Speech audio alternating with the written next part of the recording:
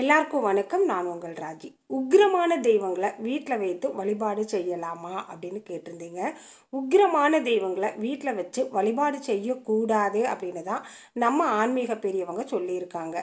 நம்ம பெரியவங்க எதையுமே ஏனோ தானோ என்று சொல்லாமல் அவர்கள் அதனால் பட்ட கஷ்டத்தையும் சிரமத்தையும் கணிச்சிட்டு தான் நமக்கு பின்னால் வர்ற சந்ததிகள் இந்த சிரமமெல்லாம் படக்கூடாது அப்படிங்கிறதுக்காக தான் ஒவ்வொன்றையும் அனுபவித்து பார்த்து தான் நமக்கு சொல்லிட்டு போயிருக்காங்க.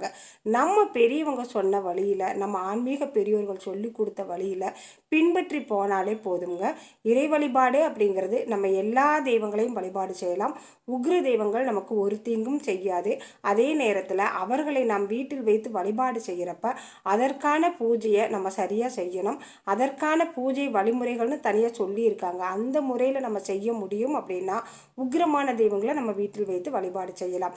இல்லை, நான் தினம்தோறும் விளக்கேற்றி தூபம் காமிப்பேன், என்னால் பெரிய அளவில் பூஜை செஞ்சு அதற்கான வழிமுறைகளை பின்பற்ற முடியாது அப்படின்னு சொல்கிறவங்க உக்கிரமான தெய்வங்களை நம்ம வீட்டில் வைத்து வழிபாடு செய்ய வேண்டாங்க.